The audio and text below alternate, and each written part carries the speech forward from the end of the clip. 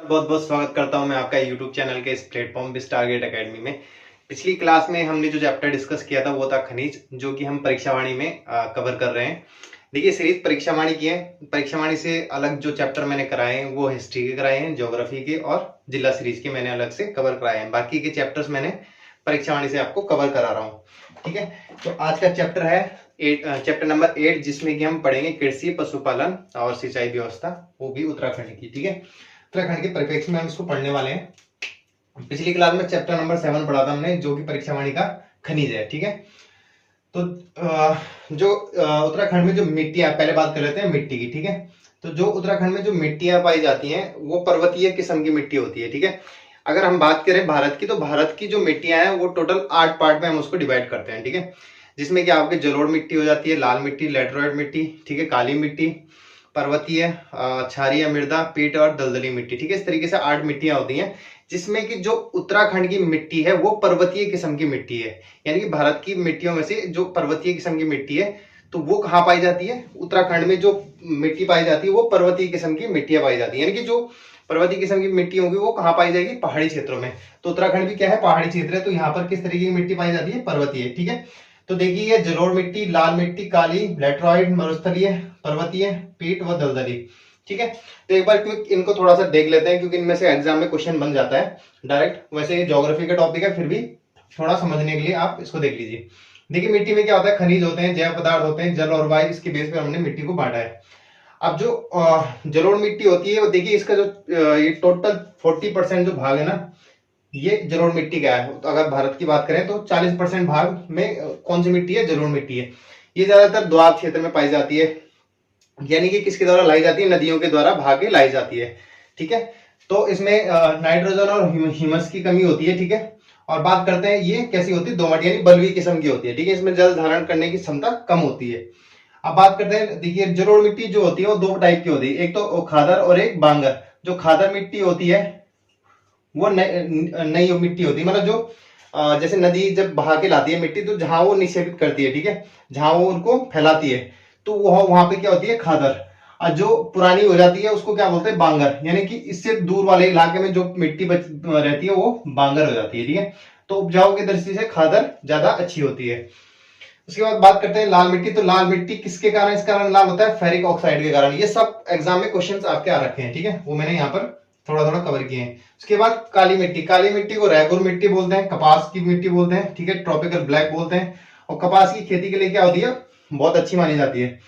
Basalt लावा के, यानी कि लावा से, ये किससे बनी हुई है मिट्टी? लावा से। ठीक है, और सबसे ज्यादा कहाँ पाई जाती है? महाराष्ट्र वाले क्षेत्र में। उसके बाद बात करते हैं लेटराइट मिट्टी। तो जो लेटराइट मिट्टी है उसमें लोह ऑक्साइड की मात्रा ज्यादा पाई जाती है। और ये जो मालाबार तटीय क्षेत्र है, यानी कि केरल वाला जो एरिया है, यहाँ पर क्या होती है? इसकी मात्रा पाई जाती है। उसके बाद बात करते हैं मरुस्थलीय मिट्टी। देखिए, मरुस्थलीय मिट्टी ज्यादातर जैसे रेगिस्तान में हो गया। रेगिस्तान कहाँ? जैसे आपका राजस्थान हो गया, वहां ये मिट्टी पाई जाती है। और आपका लद्दाख वाला एरिया हो गया। देखिए, जो राजस्थान है वो हॉट डेजर्ट है, और जो आपका लद्दाख है वो कोल्ड डेजर्ट है वो भी डेजर्ट। वहां पे भी रेगिस्तानी है, लेकिन वो कोल्ड डेजर्ट है। और जो राजस्थान है आपको, वो हॉट डेजर्ट है। ठीक है, तो ये मरुस्थलीय मिट्टी कहाँ पाई जाती है? डेजर्ट वाले इलाके में। ठीक है, अब जो बात करते हैं पर्वतीय मिट्टी, ये पहाड़ी क्षेत्रों में पाई जाती है, जैसे हिमाचल प्रदेश हो गया, उत्तराखंड हो गया, ठीक है, नेपाल हो गया, इस तरीके के क्षेत्रों में ये पाई जाती है, पहाड़ी क्षेत्रों में। उसके बाद बात करते हैं पीट और दलदली, नदी के किनारे पाई जाती है। फिर बात करते हैं लवणीय क्षारीय, यानी कि लवणीय क्षारीय मिट्टी को इस बेस पे देखा जाता है कि पीएच मान। अब पीएच मान क्या होता है? देखिए, 1 से 7 तक पॉइंट होते हैं पीएच मान के। ठीक है, अगर 5 से जितना कम होगी उतनी मिट्टी कैसी होती जाएगी? अम्लीय। और इससे ज्यादा अगर होगी, 5 से ज्यादा होगी, तो क्षारीय होती जाती है। ठीक है, जो खेती के लिए जो पीएच मान माना जाता है वो 5 से 7 तक इसको माना जाता है। अच्छा, अच्छी खेती के लिए। ठीक है, तो ये हमने एक बेसिक देख लिया मिट्टी का विभाजन। अब बात करते हैं उत्तराखंड की पर्वतीय मिट्टी के, जिसके बारे में हमने, क्योंकि हम उत्तराखंड पढ़े तो हम पर्वतीय मिट्टी को अच्छे से डिस्कस करेंगे। देखिए, जो उत्तराखंड में जो पर्वतीय मिट्टी है वो भी कई तरीके की मिलती है। जैसे तराई, देखिए, जो उत्तराखंड में है पर्वतीय मिट्टी तो जो है ज्यादातर पहाड़ी क्षेत्र में मिलेगी, जहां पर पहाड़ी होंगे। ठीक है, लेकिन उत्तराखंड में भी अब इनकी कई तरीके की मिट्टियां होती है। जैसे अब तराई क्षेत्र हो गया, वहां पे तराई मिट्टी होगी, भावर क्षेत्र हो गया, वहां पर भावर प्रकार की मिट्टी होगी। ठीक है, तो तराई क्षेत्र में किस तरीके की मिट्टी मिलती है, जो जलोढ़ मिट्टी होती है वही तराई क्षेत्र में भी मिलती है। ठीक है, इसमें नाइट्रोजन ह्यूमस की कमी होती है। ठीक है, इसमें ज्यादा क्वेश्चन नहीं आता है, एक बार ओवरव्यू देख लेते हैं बस। भावर मृदा, ये जो भावर वाला इलाका है वहां पर मिलती है, ये कृषि के लिए अनुपयुक्त होती है। उसके बाद चारागाही मृदा, मृदा ये ज्यादातर कहाँ पर होती है, जो नदियों के क्षेत्र होते हैं और जल धाराओं के क्षेत्र होते हैं वहां पर ये पाई जाती है। उसके बाद टर्सरी मिट्टी, टर्सरी मिट्टी पाई जाती है आपकी शिवालिक वाले क्षेत्र में, ये शिवालिक वाली पहाड़ी के क्षेत्र में। ठीक है, शिवालिक पहाड़ी क्षेत्र में, जैसे चारागाही मिलती है नदियों के तटों वाले क्षेत्र में। ठीक है, तो जैसे भावर मृदा होगी भावर क्षेत्र में, तो ये आप लिख लेना। ठीक है, इस तरीके से, ज्यादा कुछ है नहीं इसमें। उसके बाद तराई क्षेत्र में जलोढ़ वाली मिट्टी होगी, वो तराई क्षेत्र में पाई जाती है। ठीक है, जलोढ़ मिट्टी, जलोढ़ मिट्टी को तराई मिट्टी, तराई क्षेत्र की मिट्टी बोलते हैं। ठीक है, उसके बाद क्वार्टर मिट्टी, देखिए क्वार्टर मिट्टी जो होती है आपकी चट्टानों के टूटने से, विलीन होने से बनती है, चट्टानों के विलीन होने से। ठीक है, विलीन होने से, विलीन होने से बनती है। इसके बाद ज्वालामुखी, ये जैसे लावा हो गया, अग्नेय चट्टाने होगी, इनसे बनती है। ये दोनों क्वार्टर मिट्टी ये नैनीताल और भीमताल वाले इलाके में मिलती है, नैनीताल और भीमताल, ये जरूर लिख लेना, ये क्वेश्चन एक बार पूछ भी रखा है, भीमताल वाले इलाके में। और जो ज्वालामुखी मिट्टी है ये कहाँ मिलती है, भीमताल वाले इलाके में। ठीक है, लिख लेना। उसके बाद जो दोमट मिट्टी है, दोमट मिट्टी बलुई मिट्टी को बोलते हैं, जिसमें जल धारण करने की क्षमता कम होती है। उसके बाद लाल मिट्टी, लाल मिट्टी मैंने आपको बताया था फेरिक ऑक्साइड के कारण इसका रंग कैसा होता है, लाल होता है। ठीक है, ये वहां मिलती है, अगर आपने लाल मिट्टी को ध्यान दिया होगा, जैसे पहाड़ी है, ठीक है, पहाड़ी के ढालों में क्या मिलती है यहाँ, ठीक है, कई जगह लाल लाल प्रकार की मिट्टी मिलती है, जिसको हम उसके लिए यूज करते हैं, लेपने वगैरह के लिए यूज भी करते हैं। ठीक है, तो इस तरीके की ये कुछ मिट्टियां हैं। ठीक है, यहाँ से ज्यादा क्वेश्चन नहीं बनता है। उसके बाद बात करते हैं जो इसका भूमि बंदोबस्त है, वो मैंने हिस्ट्री वाले पोर्शन में कवर किया हुआ है, तो वहां से आप इसको देख लेंगे। उसके बाद बात करते हैं कृषि, तो कृषि को देख लेते हैं। देखिए जो पर्वतीय क्षेत्र है वहां पे कितने तरीके की कृषि भूमि पाई जाती है, 3 तरीके की कृषि भूमि पाई जाती है। एक तो तलाऊ हो गया, ठीक है, तलाऊ, फिर एक हो गया उपराऊ भूमि, और एक इजरान भूमि।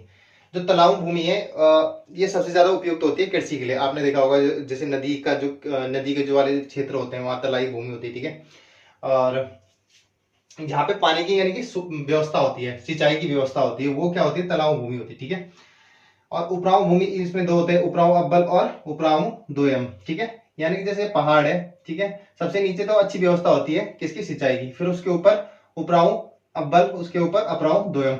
जो उपराऊ या अव्वल बीच की होगी, ठीक है, और ये जो सबसे ऊपर हो गया ये हो गया आपका इजरान भूमि, यानी कि जो पहाड़ी के सबसे ऊपर वाले क्षेत्र होते हैं वहां झाड़ियां होती हैं, क्योंकि वहां पानी की सुविधा नहीं होती है, सुविधा नहीं होती है। तो ठीक है, जैसे ये तलाऊ हो गया, ये उपराऊ अव्वल हो गया, ये उपराऊ द्वयम हो गया। ठीक है, तो इस तरीके से ये भूमि होती है। ठीक है, तो जो गांव में जो कृषि भूमि होती है, जो घर के पास होती है, उसको क्या बोलते हैं, घर के पास वाली भूमि को क्या बोलते हैं, घरिया।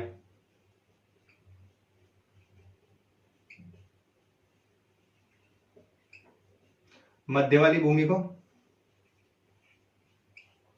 ठीक है, ये तो पास हो गया, ये मध्य हो गया, और दूर वाली को क्या क्या बोलते हैं, देखो दूर वाली को बोलते हैं बुनिया, ठीक है, बॉन्ड, अगर आपने सुना होगा। ठीक है, आपको तो पता ही होगा।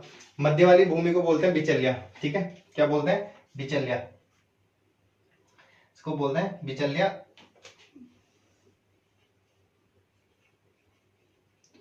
और इसको बोलते हैं घरिया।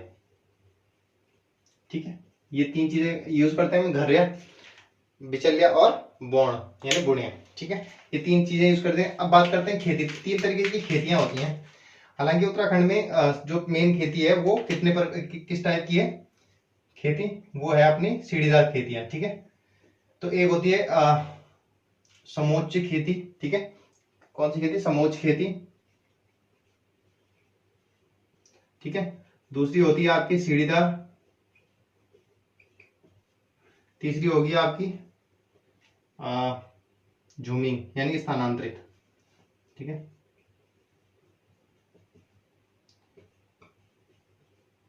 ठीक है, ये 3 तरह की खेती है जो परीक्षा वाणी में दे रखी है। तो देखिए जो जो समोच्च खेती होती है, देखिए जैसे ये पहाड़ है, ठीक है, ये पहाड़ है इस तरीके से, ये पहाड़ है, तो जो समोच्च खेती होती है ना वो इसी के जो कंटूर होते हैं, यानी कि ये वाली एक लाइन जो मिला रही है इसी के इर्द गिर्द होती है, ठीक है, ऐसे कंटूर बने होते हैं, तो इनको क्या बोलते हैं, समोच्च खेती। ये ज्यादातर असम वगैरह में तो यूज होती है, ठीक है, उधर ये खेती की जाती है चाय के लिए। और सीढ़ीदार खेत होते हैं, जैसे ये पहाड़ी है, तिरछे मिर्चे खेत हो गए, तिरछे मिर्चे खेत हो गए, ठीक है, सीढ़ीदार खेत हो गए, ऐसे ऐसे करके तिरछे तिरछे मिर्ची जुताई कर वाले जो खेत होते हैं वहां सीढ़ीदार, यानी कि अपने उत्तराखंड में कौन से खेती में पाई जाती है, सीढ़ीदार। स्थानांतरित खेती वो होती है कि जैसे ये जनजातियां करती हैं ज्यादातर, यानी कि जो कुछ जंगल साफ करे वहां पे इन्होंने कुछ देर खेती करी वहां के, उसके बाद उसको छोड़ के जब उसकी भूमि उपजाऊ नहीं होती है फिर ये उसको छोड़ के चले जाते हैं, फिर दूसरी जगह खेती करते हैं, ठीक है, ताकि ये उपजाऊ भूमि ढूंढते रहते हैं, ठीक है। तो वहां पे क्या करते हैं, स्थानांतरित खेती, ठीक है। तो ये 3 तरह की खेतियां आपको दी हुई हैं। अब देखिए फसल उत्पादन के मामले में देखते हैं जो कि उत्तराखंड में किस किस तरह की फसल होती है। देखिए गेहूं होते हैं, चावल होते हैं, गन्ना, ये 3 चीजें मेन होती हैं, और एक मंडवा भी यहाँ पर होता है, यानी कि कोदो, ठीक है, कोदो। तो जो गेहूं की खेती है वो सबसे ज्यादा क्षेत्रफल में की जाती है, यानी 33% भूभाग पर उत्तराखंड के ये खेती की जाती है, ठीक है। सबसे ज्यादा नैनीताल और देहरादून में, और 50 से 70 सेंटीमीटर इसमें वर्षा चाहिए होती है, यानी कि ये तो एक तो रबी की फसल है, ठीक है, 2-3 तरीके की फसल होती है, रबी, खरीफ और आपकी जायद फसल। रबी की फसल होती है ये सर्दियों में होती है, ठीक है, यानी कि नवंबर दिसंबर में बोई जाती है, अक्टूबर नवंबर में बोई जाती है, फरवरी मार्च में ये काटी जाती है, ठीक है, जब पूरी तेज धूप होती है। ऐसी खरीफ की फसल होती है ये बरसात के मौसम में, ठीक है, जून जुलाई अगस्त के आसपास बोई जाती है और अक्टूबर नवंबर में ये काट दी जाती है। और जायद की फसल ये फरवरी मार्च में आपकी बोई जाती है, ठीक है, फरवरी, ये ज्यादातर ऐसी ये सब्जियां होती हैं इसमें, ठीक है। तो इस तरीके की जो फसल होती है 3 तरीके की होती है। और जो उत्तराखंड में सबसे ज्यादा की जाती है खेती है उसकी गेहूं की खेती की जाती है 33% भाग पर, ठीक है, और चावल की खेती की जाती है 21.6% भाग पर। और सबसे ज्यादा होता है उधम सिंह नगर में, ये खरीफ की फसल है, ठीक है, सबसे बड़ी बात ये खरीफ की फसल है, ठीक है। उसके बाद गन्ने की बात करते हैं तो गन्ना 6% भाग पर बोया जाता है उत्तराखंड में, 100 से 2 सेंटीमीटर। ये नगदी फसल है, दूसरी बात ये कैसी फसल है, नगदी। नगदी का मतलब कि जिसको मतलब अगर जिसकी खेती करेगा तो उसको क्या करना पड़ेगा, बेचना ही पड़ेगा, उसको अपने पास नहीं रख सकता, क्योंकि इतने सारे गन्ने का क्या करेगा वो। खाद्यान्न तो एक बार के लिए रख भी सकता है, लेकिन गन्ने का क्या करेगा, उसको बेचना ही पड़ेगा, ठीक है। गन्ने का इतना कोई यूज नहीं है, मतलब अपने पर्सनल यूज के लिए, ठीक है। उसके बाद मंडवा, मंडवा यानी रागी या कोदो। इस एग्जाम में क्वेश्चन पूछा जाता है कि रागी किसको बोलते हैं या कोदो किसको बोलते हैं, तो मंडवा को बोलते हैं। अल्मोड़ा इसमें काफी इसकी खेती देखने को मिलती है। अब बात करते हैं कि जो नेक्स्ट, देखिए जो अल्मोड़ा में जो किशन चंद्र जोशी हैं, ठीक है, इन्होंने कितने मीटर लंबा पौधा लगाया मिर्च का, 6.6 मीटर लंबा पौधा लगाकर रिकॉर्ड बनाया है, ठीक है। तो ये चीज ध्यान रखना, एग्जाम में पूछा जाता है। उसके बाद बागवानी फसलें, देखिए बागवानी फसलों में लीची हो गया, सेब हो गया, आपका नाशपाती। लीची देहरादून में सबसे ज्यादा होते हैं, हरिद्वार में होते हैं, ठीक है, और देहरादून को क्या किया गया, लीची निर्यातक जोन। बात करते हैं सेब की, तो देखिए सेब के मामले में हिमाचल हो गया, लद्दाख हो गया, यानी कि जम्मू कश्मीर होगा, ये नंबर 1 पे आता है, ठीक है, जम्मू कश्मीर, उसके बाद फिर हिमाचल, उसके बाद तीसरे नंबर पे आता है उत्तराखंड, ठीक है, सेब के मामले में। जो दिल्ली में बेचा जाता है सेब वो न्यूजीलैंड ब्रांड के नाम से, और जो अन्य राज्यों में बेचा जाता है वो हिमाचली सेब के नाम से। बात करते हैं नाशपाती, तो नाशपाती का उत्तराखंड में जो सबसे ज्यादा कौन नाशपाती उगाते हैं, उत्तराखंड में होता है सबसे ज्यादा नाशपाती, ठीक है। अब बात करते हैं औषधीय पौधों की। देखिए बेलोडोना की जो खेती है ये 1903 में कुमाऊं में स्टार्ट की गई थी, ठीक है। उसके बाद औषधीय पौधे हैं, ठीक है। उसके बाद जैसे जिरेनियम है, सुगंधित तेल के लिए यूज होता है, ठीक है, इससे सुगंधित तेल के प्रोडक्ट बनते हैं। अफ्रीकी मूल का पौधा है पैलरगोनियम और ग्रेविलेंस इसका वैज्ञानिक नाम है। उसके बाद इसके कैसे प्रोडक्ट बनाते हैं, सुगंधित तेल। बात करते हैं चाय की, तो 9 जिलों में क्या है, चाय बागान लगाए गए हैं, खाली किसको छोड़कर, टिहरी, उत्तरकाशी, हरिद्वार और उधम सिंह नगर को छोड़कर। बाकी के जो बचे हैं 9 जिले, 13 जिले हैं, तो 4 जिलों में नहीं लगाए हैं, तो बाकी के बचे 9 जिलों में क्या है, चाय के बागान है। और चाय की फैक्ट्रियां लगाई गई हैं चंपावत, नौटी और गरुड़ में। नौटी और गरुड़ कहाँ है, आपके चमोली में है, ठीक है। नेक्स्ट देख लेते हैं। अब बात करते हैं जो कृषि नीति आई थी वो आई थी आपकी 2011-12 में। आपकी कृषि नीति आती है, यानी कृषि से संबंधित जितने भी कार्यक्रम है, कृषि में जितने भी नई तरीके के बीज हैं, जितने भी आपके ये आएंगे, ये किस में आए थे, कृषि नीति में 2011-12 में। उसके बाद बात करते हैं उत्तराखंड सीड सर्टिफिकेशन कार्यक्रम। जो उत्तराखंड सीड सर्टिफिकेशन कार्यक्रम लागू हुआ था, ये हुआ था 14 मार्च 2001 को, ठीक है। कब आया था? 14 मार्च 2001 को। उसके बाद कृषि विपणन बोर्ड की स्थापना की गई। कहाँ की गई? ये की गई आपकी, जो कृषि विपणन बोर्ड की स्थापना है, ये की गई आपकी दिसंबर 2000 में, ठीक है, दिसंबर 2000 में आपकी इसकी स्थापना की गई, ठीक। उसके बाद बात करते हैं पशुपालन से रिलेटेड जो मुख्य इंपॉर्टेंट चीजें हैं, जैसे अति हिमगीर वीर्य उत्पादन केंद्र, ये कहाँ पर है? श्यामपुर, देहरादून में। उसके बाद गौ विज्ञान एवं प्रौद्योगिकी संस्थान पशुलोक, ये कहाँ पर है? ऋषिकेश में, ठीक है। पशुलोक कहाँ पे है? ऋषिकेश में। 2 चारा बैंकों की स्थापना की गई, एक आपका पशुलोक, दूसरा आपका पंतनगर, ठीक है। उसके बाद बात करते हैं डेयरी विकास संस्थान, ठीक है। देखिए, जो डेयरी विकास में से जो क्वेश्चन आता है वो पूछा जाता है कि प्रथम दुग्ध संघ की स्थापना कहाँ हुई थी? तो ये होती है 1949 हल्द्वानी में इसकी स्थापना होती है, किसकी? दुग्ध संघ की, ठीक है। उसके बाद बात पूछा जाता है डेयरी शोध एवं विकास केंद्र कहाँ पे है? नैनीताल में है आपके, कहाँ पे? नैनीताल में। और जो दूध जो बेचा जाता है उत्तराखंड में किस ब्रांड से बेचा जाता है? आंचल ब्रांड से बेचा जाता है, ठीक है, आंचल ब्रांड के नेम से। बात करते हैं भेड़ एवं ऊन विकास, तो ये इसका मुख्यालय कहाँ पे है? देहरादून में, ठीक है। अब बात करते हैं जो रेशम कितने तरीके की? 4 तरीके की, मलवरी, टसर, मूंगा और एरी, ये 4 तरीके की रेशम का उत्पादन किया जाता है उत्तराखंड में। अब लास्ट हमारा टॉपिक रह गया इसमें सिंचाई व्यवस्था देख लेते हैं एक बार। आइए देख लेते हैं कि राज्य में किस किस तरीके की सिंचाई व्यवस्थाएं देखने को मिलती हैं। तो नलकूपों द्वारा सिंचाई, नहरों द्वारा और ड्रिप स्प्रिंकल द्वारा, ठीक है। जो सबसे ज्यादा सिंचाई होती है उत्तराखंड में वो नलकूपों के द्वारा होती है, उसके बाद होती है नहरों के द्वारा, और लास्ट में ही होती है ड्रिप और स्प्रिंकल सिंचाई। ये इस तरीके की होती है जैसे कि जैसे फूलों के में ज्यादा यूज होता है इसका, ठीक है। अब बात करते हैं कि जो उत्तराखंड में प्रमुख नहरें हैं उसमें से सबसे पहले जो कि ऊपरी गंगा नहर, ये सबसे पुरानी नहर है, जो कि 1842 से लेके और 1854 तक इसका कार्यकाल है, यानी इस टाइम पर ये बनकर तैयार हुई थी। 1842 में ये बननी शुरू हुई थी और 1854 तक ये बनकर तैयार हो गई थी। पीवी कार्डले ने इसको बनवाया था। सबसे पुरानी नहर है और कहाँ से निकाली गई है? हरिद्वार के में गंगा नदी से ये निकाली गई है, ठीक है। उसके बाद बात करते हैं शारदा नहर। शारदा नहर बनी है 1928 में। कौन सी नदी से निकाली गई है? काली नदी से निकाली गई है। चंपावत के बनबसा क्षेत्र से ये नहर निकाली गई है, ठीक है। उसके बाद बात करते हैं रामगंगा नहर की। तो जो रामगंगा नहर है ये रामगंगा नदी से निकाली गई है, जो कि कालागढ़ नामक स्थान से निकाली गई है। ये पड़ता है आपके पौड़ी में, ठीक है, पौड़ी में आपके पड़ता है। उसके बाद एक पूर्वी गंगा नहर है, ये भी आपकी हरिद्वार से निकाली गई है। कहाँ से? भीमगोड़ा सीट से, यानी हरिद्वार के पास ही है ये जगह, जहां पर भीमगोड़ा सीट से उससे निकाली गई है पूर्वी गंगा नहर, ठीक है। बात करते हैं जमरानी बांध परियोजना। इससे नैनीताल और उधम सिंह नगर को इसकी सिंचाई की सुविधा मिलती है, ठीक है, नैनीताल और उधम सिंह नगर को। उसके बाद बात करते हैं टिहरी बांध। आपको पता ही है कहाँ से निकाली गई है? भिलंगना और भगीरथी के संगम से में ये बांध बनाया गया और यहीं से ये नहर निकाली गई, ठीक है।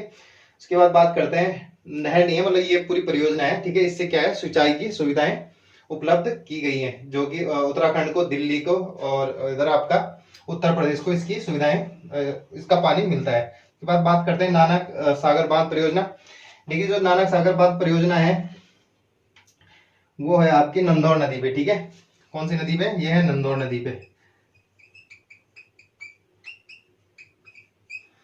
तो ये कुछ परियोजनाएं थी आपकी जो एग्जाम में पूछी जाती हैं। और ये चैप्टर 8 आपका आज फिनिश हो गया। नेक्स्ट चैप्टर आपका 9th है, लेकिन 9th आपका जिला सीरीज में कवर हो रहा है। उसके बाद चैप्टर नंबर 10th वो हम देख लेंगे, ठीक है। चलिए इस वीडियो को यहीं समाप्त करते हैं, मिलते हैं नेक्स्ट क्लास में, तब तक के लिए धन्यवाद। जय।